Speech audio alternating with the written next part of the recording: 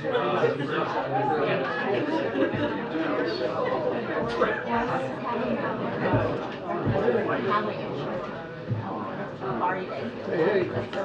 hey.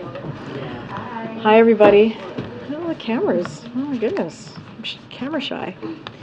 Okay, good afternoon, everyone. Happy Monday. This week, as House Republicans' chaos continues to march us toward an extreme Republican shutdown, we are calling out how a shutdown would damage our communities, economy, and national security. And we're going to hold extreme House Republicans accountable. We're going to hold them accountable for the reckless cuts they are demanding as a condition for keeping the government open. With that, I'm looking forward to having the Secretary back here again to give you a laydown of the impacts and to talk about what the extreme Republicans, what they're about to do is going to really impact families and Americans across the country. If you think about it, the risk of vital nutrition assistance for nearly 7 million mothers and young children who count on WIC, prevent farmers from being able to access new loans, and delay housing loans for rural families. And that is what we're looking at if this shutdown, this Republican shutdown, occurs. With that, Mr. Secretary. Right, thank you. Well, good afternoon, everybody. It's certainly a pleasure to be here today. I think most of you probably understand and appreciate that the work of the Department of Agriculture spawns a number of mission areas. We are not only responsible for supporting farmers, we also ensure a stable food supply. And we also provide nutrition assistance, vital nutrition assistance to millions of Americans. That's why it's so difficult to face where we are today with an extreme House Republican effort to recklessly steer our government towards a preventable shutdown that would put many of the critical services that we care about deeply at USDA at risk. I know about this firsthand because I was Secretary of Agriculture during 2013 when we had a shutdown. And I remember then the needless challenges and disruption that it caused. So today I thought it would be important to highlight some of the impacts of this extreme Republican shutdown, what impact it would have on rural Americans, farmers, families in need. Let me start with WIC. WIC is a program that impacts and affects over 50% of all the newborns in this country. Nearly 7 million pregnant moms, new mothers, and young children count on WIC every single day to receive support, nutrition assistance support. With a shutdown, what we would see across the United States is a denial of those benefits and opportunities. In some cases, it would be literally within a matter of days after the shutdown. In some cases, it may be, in some states, it may be literally in a matter of weeks. But clearly, during the course of a shutdown, millions of those moms, babes, and young children would see a lack of nutrition assistance. And it's not just the WIC program, as important and significant as that is. It's also about our farm economy. Now is a time when farmers are harvesting their crops, and they're seeking marketing loans, which allow them and assist them in ensuring that they get a decent price for their crop. When we have a shutdown, Farm Service Agency offices in virtually every county of this country shut down, and those loans are not available. It's not just about farm loans. It's about newlyweds who have decided to purchase their first home in a rural small town, perhaps getting a loan guarantee from a bank that is guaranteed by USDA, or perhaps they're getting a direct loan from USDA to be able to purchase that home. With a shutdown, those loans don't take place. And it's conceivable in those circumstances, not only are they not able to close the loan, it's also conceivable that they may lose the deal. So this is a matter of real consequences when we are faced with a shutdown. It's not just about rural America, it's also about our natural resources. As you probably know, the USDA is responsible for maintaining 195 million acres of national forests and grasslands. These are often places where people go to recreate. And when they do, they provide tourism dollars to communities in which they are going and spending time. When we have a shutdown, those national forests shut down and they're closed. And so those family trips don't take place, and those tourism dollars are not spent, and the jobs they support are at risk. it's not just the services that go to the American public, it's also those who work for USDA. Now, we anticipate and expect that more than 50,000 of those who work for USDA will be furloughed. And when they're furloughed, it means that they don't receive a paycheck. Because they don't receive that paycheck, their local economies get impacted and affected. And I could go on for some time, but the reality is that when there is a shutdown, we're looking at a significant disruption of the lives of millions of Americans. Republicans have called for a CR, and I'll just say two things about that. It just is basically carrying forward the extreme cuts that we see and saw in the budget that was proposed in the House Ag Appropriations Committee. At the time, I said the budget was pathetic, it was punitive, and it was petty. And I would say that that also continues to be the case. Not only do we have the WIC initiative that wouldn't be funded, but we're also looking at the failure to fund the firefighter fix, which puts at risk the firefighting staff necessary to combat the nearly 44,000 fires that we've already experienced in the western U.S. Today. So I'm here today to suggest that there are real consequences to real people in a real way when there is a shutdown, especially one that ought not to happen. And I'm hopeful that at the end of the day, it doesn't happen. Once there is a shutdown, how long can you keep nutrition assistance going? To make sure I understand your question, the SNAP program, the Supplemental Nutrition Assistance Program, will continue, at least for a month of October. Now, if the shutdown were to extend longer than that, there would be some serious consequences to SNAP. The WIC program that I talked about today, which is for nearly 7 million moms and children, that program expires, if you will, or stops immediately when the shutdown occurs. We have a contingency fund at USDA that might continue it for a day or two. Some states may have leftover WIC benefits that have not been spent, which could extend it for a week or so in that state. But the vast majority of WIC participants would see an immediate reduction and elimination of those benefits, which means the nutrition assistance that's provided would not be available. Go ahead, Jay. Is there any scenario where, if there is no deal and there is a government shutdown, that the administration could explore the possibility of exercising any authority to extend the funding of the WIC program past the 1 or 2 days that you just mentioned? There is no authority. It is unlike the SNAP program. We don't have that capability, at least for a period of time with SNAP for a month or so. If we have a shutdown, WIC shuts down, and that means the nutrition assistance to those moms and young children shuts down. Thank you. You mentioned a government shutdown could harm farmers and prevent them from accessing new loans. Help us put this into perspective for Americans. At the end of the day, what should Americans expect? Could this even lead to higher food prices, for instance? What it leads to is a tremendous amount of stress for those farm families. Just to give you a sense of this, many farm families require off-farm income to be able to keep the farm, and oftentimes they need that loan, that marketing assistance loan, to be able to make sure that they maintain the farm. So it puts at risk the small and mid-sized farming operation in terms of their ability to get credit when they need credit, their ability to pay their bills when they need to pay their bills, the ability to make sure that they can harvest their crop. If they can't harvest the crop or they don't get the marketing assistance loan, then they're in a situation where they don't profit. And if they don't profit, they risk losing the farm. So it creates a tremendous amount of stress. For what reason? There's no reason for this shutdown. At the end of the day, we had a deal that the Senate passed with a majority of senators, a deal that passed the House with a majority of not just Democrats but also Republicans voting for it. A deal's a deal. And, to me, there's no reason for us to be even having this conversation. Thank you, Mr. Secretary.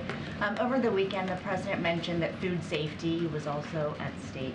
So can you give us some examples of how during previous shutdowns the absence of food and environmental inspections impacted public health? Well, I think you would want to visit with the folks at FDA. You need to understand that our food safety responsibilities are divided. The USDA has responsibility for meat, poultry, and processed eggs. FDA has responsibility for everything else. I can tell you that in terms of meat, poultry, and processed eggs, we will continue to have food inspection. But that may not necessarily be the case with the FDA. So I think you want to talk to the FDA. I'll show you how silly this is. If you order a pepperoni pizza, we're guaranteeing the safety of it because there's meat on that pizza. If you order a cheese pizza, you're looking at FDA. So are not all food inspectors considered essential workers, just ones affiliated with meat? Well, and I can't speak to what HHS does or what FDA does. That's why I think you should visit with them. But our inspectors will be on site. But here's where there is a potential problem. And that is if there is a situation and circumstance that requires lab analysis, well, no, that's a different story. So, that may impact and affect our ability to detect animal diseases as quickly as we need to, which in turn could affect the supply of food. So it's complicated, but our food inspectors will be on the job. On the potential 50,000 furloughed workers, do you know where those workers, what programs those would be impacted on? Do you know who we're looking at? It's across the board. It's in every county of the country. We have a presence in every county of the country. So it's going to impact and affect literally every county in the country. It's FSA offices, it's rural development offices, it's NRCS conservation employees, it's some of the Forest Service employees, it's a lot of the researchers and people who work for the Agricultural Research Service, ARS. It's administrative staff. You can have people working on the job, but if you don't have the administrative people behind it, the job doesn't get done. It's incredibly disruptive.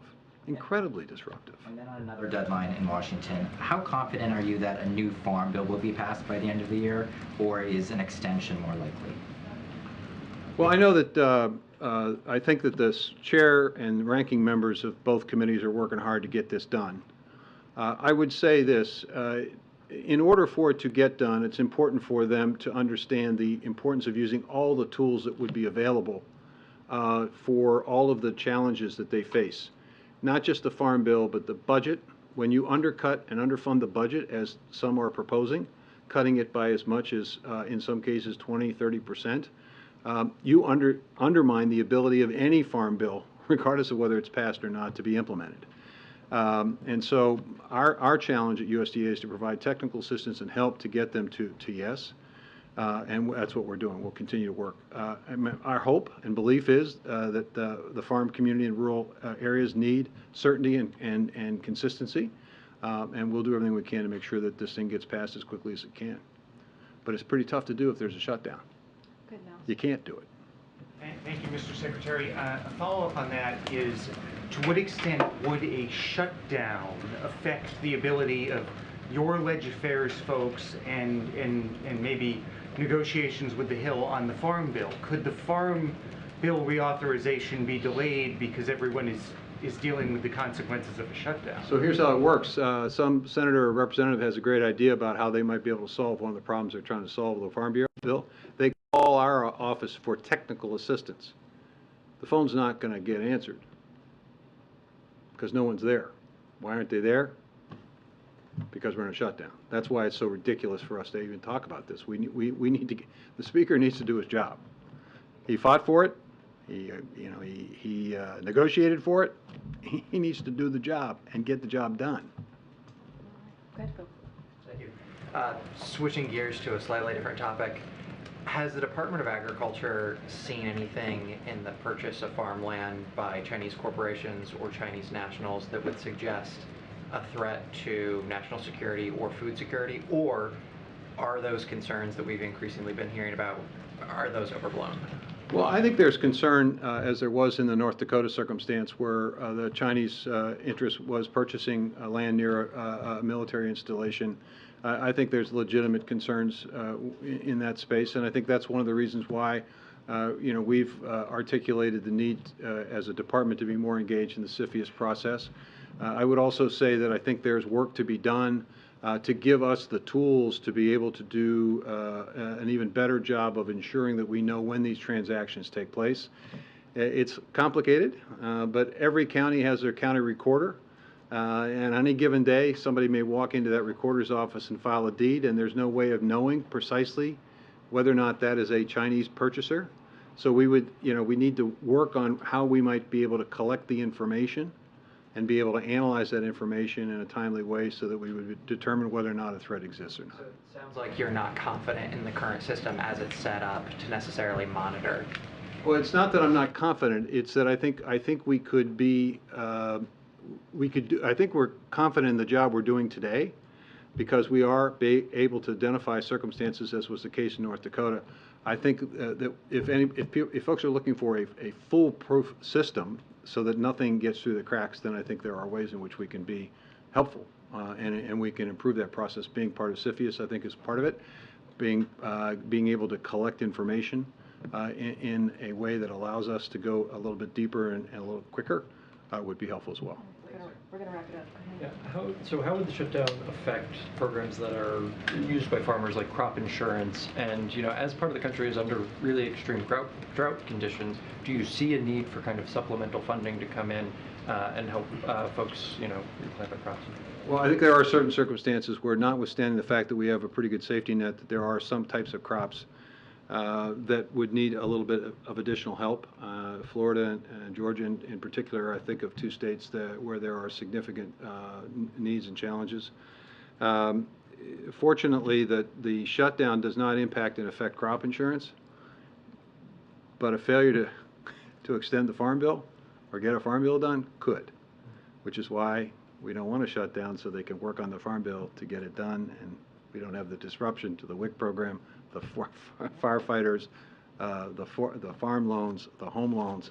I could go on. I could spend and she would probably want me to do this, to spend all of your time talking about it. But the point of this is, it's very simple. There are real impacts. There are real impacts to real people on a daily basis when Congress and the House and House Republicans don't do their job. And Americans expect, and this is what drives people crazy outside of Washington, when a deal's not a deal, and when the work that you're supposed to do doesn't get done and doesn't get done on time. Thank you, sir. Appreciate it. Thank you. Thank you, Mr. Secretary. Okay. Just two quick things. I also wanted to say a note of welcome to our new employees starting at the White House today, our new deputy directors of the Office of Gun Violence Prevention, Greg Jackson and Rob Wilcox. This is all on the heels, as you all know, of this historic announcement that the President and the Vice President made just on Friday. So we could not be more thrilled to have them on board here and look forward to introducing them to you all very soon as the Office of Gun Violence Prevention gets up and running. And one last thing before we open it back up for questions. As you all know, today is Jewish communities in the United States, Israel, and around the world are observing a sacred holiday. So let me say that the President, the First Lady, and all of us at the White House are extending our best wishes for an easy fast and a meaningful Yom Kippur. And with that, Will, you want to kick us off? Sure, thank you. I have two things. Why did the White House choose to have the President take his latest COVID booster out of public view? Isn't this a promotion of boosters and how important they are that the public might want to see the President have? Yeah, so I think you all saw the physician's memo, his report on Saturday. So certainly, if you haven't, you should take a look at it. So the president got his vaccination. As you know, he has an incredibly busy schedule. He got his vaccination as the earliest moment that he could, and that's what we were able to do. That would work in his schedule. So that's what happened last week. And certainly, we are, as you just laid out in your question, we are certainly engaged in a robust campaign. And it is incredibly important to us that we encourage the public to get vaccinated. That has been the way that we have moved forward when we have moved forward with this comprehensive kind of vaccination program that the President put forth from the beginning. And so, it doesn't require photo op. of the president to be doing that with the presidential photo op, to be more clear. So we thought that we needed to get that done, get that on his schedule. We did, and doesn't stop us for having a robust engagement with the public to make sure that we get it across the importance of folks getting their vaccines, not just the updated COVID vaccine, but also RSV and also the flu shot. And the second one, sorry. changing topics. Yeah, go ahead. Is the White House working with the Senate on a clean CR? Is there any reason for optimism? Look, I'm going to be very clear, as I was on Friday, as Secretary Vilsack was very clear, even before he walked out of the briefing room, which is, look, this is something for House Republicans to get done. This is a deal that the president made with Republicans back in May. And a deal is a deal, as we've been saying. This is something for them to fix. And so they have to get this done, not because of us, not even because of the deal with the president, but because of the American people. We just heard the Secretary of Agriculture lay out what will happen to women and children, 7 million women and children who are part of the WIC program across the country, 7 million, if this shutdown happens. And this is indeed a Republican shutdown. So they got to get to it, they got to fix it, and they got to stick to the deal that the president made with them earlier in the summer. MJ, welcome back. Thank you. It's good to be back. I know that you got a number of questions about Senator Menendez on Friday, but now that the senator himself has said that he is not going anywhere, and given that President Biden is the leader of the Democratic Party, does the president believe that a person who is facing allegations that are as serious as the allegations confronting the senator, that there is any place for somebody like Senator Menendez in the Democratic Party? So I'm going to be very clear. This is a serious matter. We see this as a serious matter. I think, and we believe, the senator stepping down from his chairmanship was the right thing to do. Obviously, the right thing to do. As it relates to anything else, any decision that he has to make, that's certainly going to be up to him and the Senate leadership to decide. But of course, we see this as a serious matter, and I'm just going to leave it there for now. Just quickly sure. on the trip to Detroit tomorrow. What changed? Can you give us a sense of what went into the decision for the president to go stand on the picket line and show that kind of solidarity with the workers there? So as you just laid out, this is something, the president is a union guy, right? You heard him say that many times. He is the most pro-union president in modern times. That is not something that he's given himself that title. That is something that labor unions have given to him, and he wears that very proudly. And as you all know, the president of UAW invited him to attend, and he accepted. But look, this is a president that's made very, very clear that he believes that corporate profits should lead to a record UAW contract. Before the strike even occurred, he made public announcements about this. He spoke to the parties on both sides of this. He has made it very, very clear that he supports union workers, he supports the UAW workers, and tomorrow what you're going to see is historic. This is going to be a historic visit, and the president's going to continue to show his support, not just from the last couple of years, but as he has been in the public eye, as a senator, as a vice president, his support for unions. And you've seen this in the last 2 years with his pro-union policies, making sure that his pro-union policies are indeed pro-workers. So should we take from the visit that the president is explicitly taking the side of the union workers as opposed to the companies? Well, he has been very clear, right? He is pro UAW. He is pro workers. You know, that is this president, right? He has said the middle class was built. The unions built the middle class. This is something that he said over and over again. He's always been on the side of workers. He believes that there is an opportunity here, and he is encouraged and he is pleased by seeing both sides continue to have that conversation. It is their negotiation to make, right? This is why he says he believes in collective bargaining, and he believes that there could be a win-win agreement here. But he's always going to stand on the side of workers, always. Okay. Okay. I'll come to you after, Joey. Go ahead. Did Trump's decision to visit the UAW workers play into your decision to go? Absolutely not. This is a decision to visit the picket line was based off his own desire. This is what the president wanted to do, to stand with auto workers. That's what you're going to see the president do tomorrow. And he, as you all know, Sean Fain's invitation from last week, he accepted that invitation and is proud to do so. And secondly, does the president endorse the specific terms of the latest proposal by UAW leadership, or is there room for further compromise? So I'm not going to get into negotiations from here. This is for the parties to negotiate. We're not going to speak to what's being put at the table. What we have said over and over again is that we believe there's an opportunity here for a win-win agreement. We believe with corporations having record, making record, deals, there should be UAW should have a record contract. And that's what the auto workers deserve. That's what workers deserve more broadly. Okay, Joey. Yeah, did President Biden reach out to the auto companies to notify them that he would be going to join the picket line with UAW? I don't have any readouts of any calls that was been made regarded to this as it's related to the companies. As you know, we have said many times before that he has spoken to the companies. He's spoken to all parties. As you know, we have two members of Gene Sperling, a member here of the White House senior advisor, and also, as you know, the acting secretary, Julie Sue, have been in touch, in regular touch with all parties as they are negotiating this process.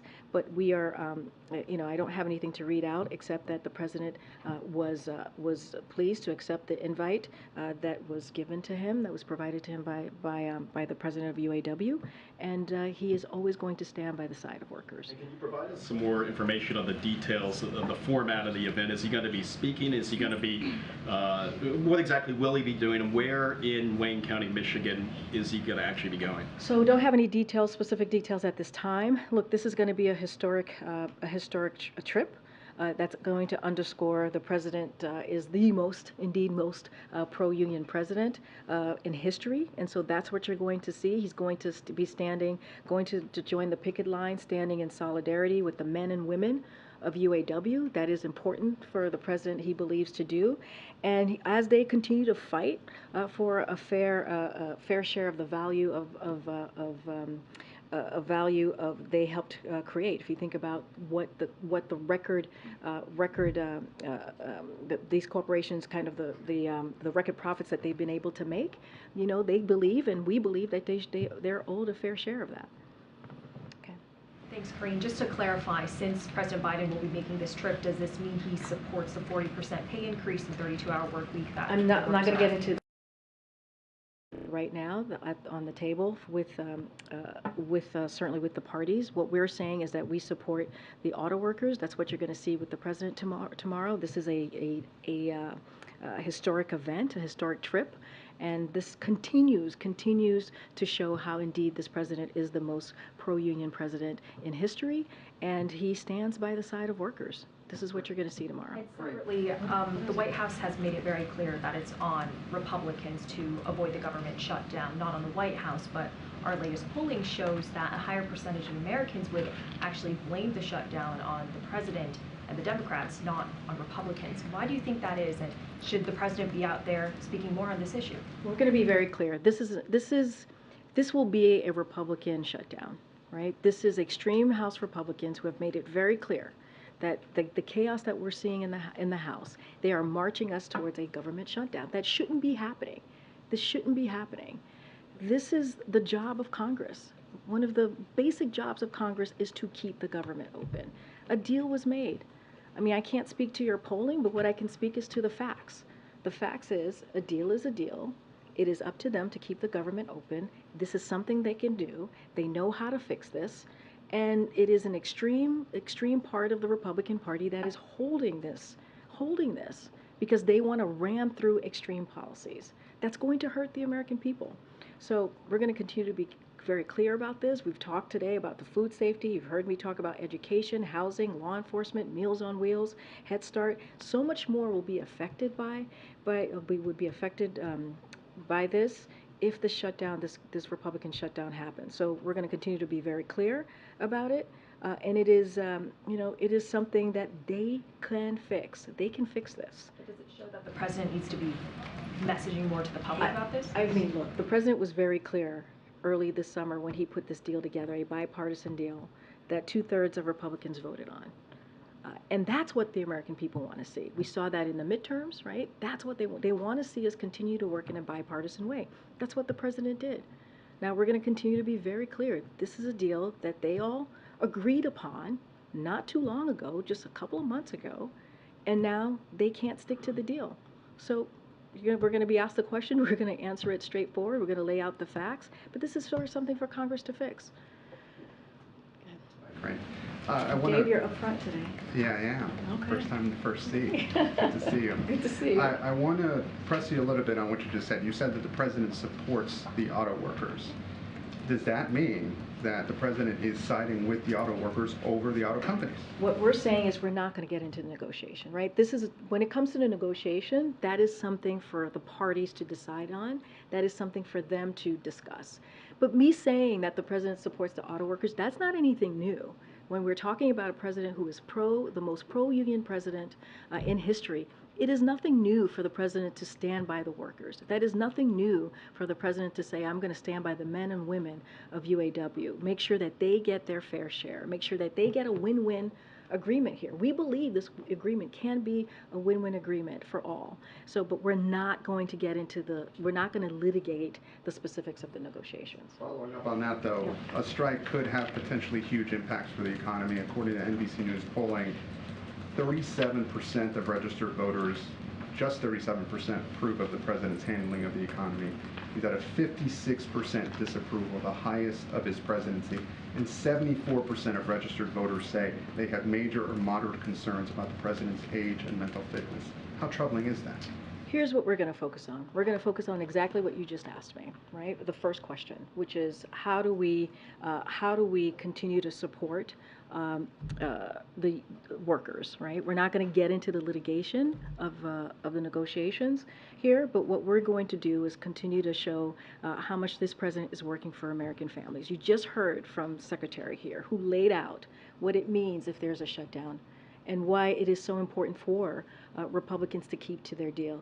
That's what we're going to focus on. You see, the Bidenomics, I get it. I get that Americans right now, they've been through a lot, right? They've been through the pandemic, this global pandemic that we're out of. They have been through what we've seen because of Russia's war in Ukraine, and we saw inflation spike. We saw what's going on with what Americans are feeling every day. This is why this president has been so zeroed in, so laser focused on lowering costs for Americans, and we've done that. And a lot of the policies that the president has put forward are indeed popular. I mean, Bidenomics has worked so well that you have Republicans in their own districts, in their own states, taking credit for things that the president pushed forward, policies that the president has pushed forward, legislation that they didn't even vote for. If you think about the American Rescue Plan, the Inflation Reduction Act. So I get the polling that you're laying out. I get that, but we can't be focused on that. We also have to be focused on really speaking directly to the American people. The next 3 days, you're going to see the president go to 3 states to do just that. But 37% approve? I hear you. But it is, look, our focus is going to be on what we can do to continue to deliver for the American people. Polls are polls, right? They are going to be all over the place. They're going to they don't tell the whole story, actually. And that is just the way a poll is. What we're going to focus on is how we can continue to do the job that the president promised that he would do, is make Americans' lives a little bit better, give them that breathing room. I'm going to go around. I know I always forget to call on this side, so I'm going to call on you. Go ahead. Thanks, Karine. You just said the president doesn't want to get into the specifics of the negotiations, but is he perhaps interfering in these negotiations by, visiting the picket line tomorrow? We're not going to get into. We never get into, into the specifics of negotiations. Not in public. We're not going to do that. That is something for the parties to decide on when it comes to negotiations. We've always been very clear about that. They're meeting, they have negotiating, and we are pleased to see that. When it comes to the president going to the picket line, He's doing it because he wants to stand in solidarity with the workers, which is something that this president continues to do and has done for the past several years, is stay on the side of workers. And you see that. You see that with his policies, and you'll see that tomorrow. And one quick one on COVID. There are a lot of people who are struggling to get appointments. There's confusion with insurance companies. Is there some sort of concern at the White House right now that this shift in responsibility to the commercial market from the federal government has not gone as smoothly? So we're certainly aware of consumers having experienced unexpected, at least with insurance coverage, denials at the point of service. We're aware of that. HHS, as you know, is working with insurance plans and pharmacies to resolve this quickly. Look, it's a top priority for this administration to ensure that everyone can access this updated vaccine, and so HHS is working through that. And so any specific additional questions about that, certainly I would refer you to HHS. But we're taking this very seriously, and HHS is working through that. Okay, Katie. Thanks, Karine. Moody's warned today that a government shutdown could have a negative impact on the country's credit rating. It's the last major credit rater to assign the U.S. a top rating. Is the president concerned that the political brinksmanship that we've seen this year is hurting the country's reputation, specifically on the economy, on the world stage? So look, I'm going to leave all of the economic analysis to others, right? I'm not going to get into it from here. But we know that, and I've said this already a couple times, that what we're seeing from Republicans in the House, especially the extreme Republicans in the House, what they're going to do, potentially leading us to a shutdown, is going to hurt American people. And, you know, if you think about it, the 3.5 million jobs that have been created under this president, the under 4% unemployment rate, I would not understand, or we do not understand, why they would put our economy at risk. That's what you're just laying out. Why would Republicans in the House put our economy at risk when we have seen the improvements over the last 2 years? So I'm going to leave leave it to the experts to speak about the economy and what that looks like. But, you know, this is a question for them. This is something that does not have to happen. It does not have to happen. Student loans. I know that they're restarting on October 1st, potentially the same day that a government shutdown could start. Is there any consideration of pushing that date back, or is there any guidance that you have for borrowers about what they should expect if workers at the Department of Education won't be available to assist them? So a couple of things. I do want to lay this out. So look, when it comes to student loans, it's obviously our top priority, especially as we talk about the president's economic plan and giving people a little breathing room, especially on their monthly payments. So, you know, that's why the president also launched, as you all know, the most affordable repayment plan ever, which is the SAVE plan. So, you know, if this happens, if Republicans in Congress, you know, go down this road of shutting down the government, we anticipate that key activities at federal student aid will continue for a couple of weeks. But however, if it is a prolonged shutdown lasting more than a few weeks, could substantially disrupt the return to repayment effort and long-term servicing support for borrowers. So the Department of Education will do its best to support borrowers as they return to repayment, as we have been saying for the past several months. But an extreme Republican shutdown, if this occurs, could be disruptive. And just to maybe more, I think about more than 28 million federal student loan borrowers restart payments. So this is something that does not have to happen. These are political games that we see from the other side of Pennsylvania Avenue, and it does not have to happen. It does not have to happen. And so that's how we foresee this moving forward. Okay. Thanks. I wanted to further understand a little bit the president's trip tomorrow. Yeah. It seems like by going to stand with workers at a picket line, the president is literally standing with them in the terms that they're seeking in the contract dispute. But when you're asked about some of the specifics of that, you seem to be saying you guys don't want to get into the specifics of the dispute. So is he not standing with them on the terms with which they're trying to negotiate with I mean, to be very clear, he is standing with them to make sure that they get a fair share. That is what he's standing with them on. He is standing with them, and we've said this, that they get the record profits mean a record contract for UAW. That is why he's going. That is what he's standing for. Now they're going to negotiate what that looks like for them. right? That's what they're doing right now. That's what collective bargaining is all about, right? They're going to talk it through what a win-win agreement looks like. But what we definitely agree on is that they deserve a fair share, right? They deserve a fair share of the value that they helped create. That's what the president is saying. But the details, the specifics of what that looks like, what makes both sides happy, or anything in those at the negotiation table, that is for them to decide. That is for them to decide. But it seems like he's taking away some past presidents have been an arbiter between two sides that are in conflict. It seems like by going to the picket line, he's not an arbiter between the two sides. He's choosing a side by stating. But we have said over and over again that this is the president that stands with union workers. This is. Right, but that's why it's confusing where you're saying there's like, no, it's not, we're not going to talk about the terms. I disagree. It is not confusing. What he is saying, and we've been very clear, he stands with union workers. He stands with the workers. He has said, and they have said, he is the most pro-union president in history, and that is what he's doing. He is going to stand in solidarity at the picket line with the workers. Now they are at the table. They are at the table trying to figure out what this agreement is going to look like, right? They are going to decide the specifics of that agreement. What the president is saying is, and he always says this is nothing new. He always says he stands by union workers and he is going to stand with the men and the women of UAW. That continues to be the case. Go ahead, Katie. So, I'm sorry. Oh my goodness. You're going to ask the same question? I'm not going to change my answer. I'm seeking clarity. It's fine. I'm going to ask again. No, feel free, and I'm going to give you the same answer. Is he visiting the picket line? Is he standing with them? Is he walking in the He's picket going line? He's going to join the picket line. So does the White House see any political risk in what the doing president understands is that he wants to be on the side and has been on the side of workers. That is something that he has said over and over and over again. So when he asked earlier that if he's siding with the workers over the companies, he is indeed siding with the workers. He is standing with the auto workers. He is standing with the workers. We are not involved in negotiations. That is something for them to decide what is going to work for the parties that are involved. Okay. But he is standing with the auto workers. That's what the president is doing. He got the invite from the UAW president.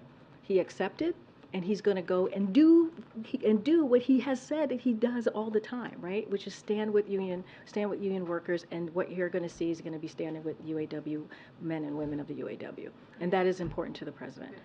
Karine. All right, I just got to go around, guys. I got to go around.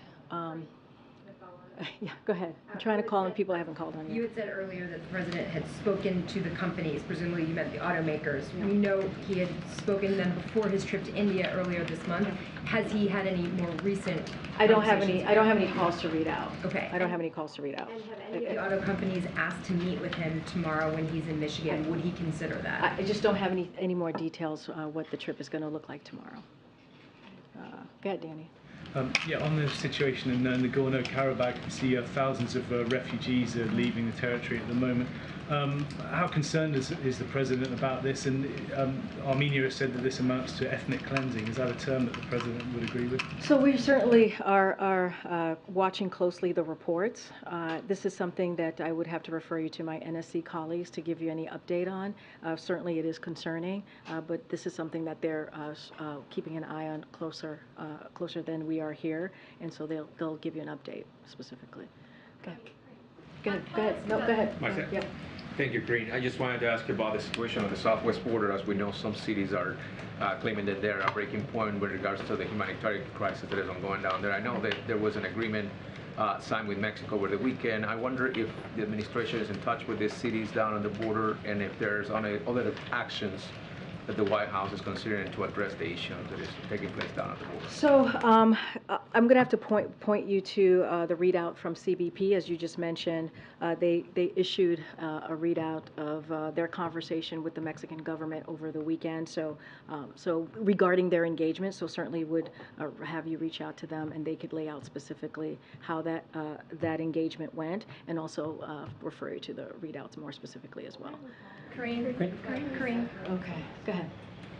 Thank you. So, in a recent meeting with the Prime Minister of South Korea, Xi Jinping expressed his support for resuming annual trilateral summits with China, Japan, and South Korea. I was just wondering if the administration has any comment on that development. And then additionally, recently the Japanese Prime Minister replaced both foreign and defense ministers. Is there any concern that this could impact the U.S. ROK Japan partnership, especially given that it's happening so soon after the trilateral summit? So to your first question, I certainly would refer you to Japan and ROK for specifics of their plan for the trilateral cooperation with the PRC. So that is something that I would refer you to. But we here, certainly the United States, respects the ability of nations to make sovereign decisions in the best interest of their people, just as the United States takes steps to responsibly manage our relationship with the PRC and also with our other partners and allies. What was your second question? This is about the Japan. Yes, recently the Japanese Prime Minister replaced both his foreign defense ministers. I was wondering if there was any concern about how that could impact the U.S. ROK Japan partnership. So first, I would refer you to the government of Japan on any personnel decisions that they've made. Look, you saw the relationship continue to deepen and grow just a couple weeks ago now at Camp David when there was a trilateral summit, which was historic and truly important. And so we're going to continue to work closely with our Japanese counterparts to enhance that relationship. So that certainly has not changed. We have to go. Sorry, we have to go, guys. All right. Go ahead. Thank you. Real quick. Go ahead. Thanks. Has President Biden had any engagement with House Republicans about the shutdown? I don't have any engagements to read out to you. As I said last week, we have OMB Director Shalonda Young, who has been in regular touch with members in Congress. We have had our Legislative Affairs Office, who has been in regular touch. I don't have anything to read out on any conversation that the president has had specifically on this, but as you know, and we say this often, is the president is in regular contact with congressional members on an array of issues. But again, when it comes to this, this is something that they can fix. I mean, when we talk about a Republican shutdown risking the vital nutrition assistance for nearly 7 million mothers and young children who count on WIC, prevent farmers from being able to access new loans, and delay housing loans for rural families. I mean, that is something that the secretary laid out very well and in detail, and he's been in this place before, back in 2013 when he had the same role in the Obama-Biden administration. This would be devastating for American families. This does not have to happen. A deal is a deal. This is a deal that 2/3 of Republicans voted on, and they should move forward. They can fix this. But as you mentioned, the president helped broker this deal, so why doesn't he do something? Because he already brokered the deal. But he already brokered the deal. He already brokered the deal.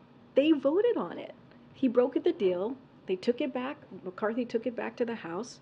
They voted on it. It went to the Senate. They voted on it. 2/3 of Republicans voted on it. This is for them. This is for them to fix. It was already voted on. So a deal is a deal. They have to stick to it. And also, it is one of their number one jobs, one of their top jobs, right, is to keep the government open so that American families don't have to suffer. All right, guys, thank you. Thank you.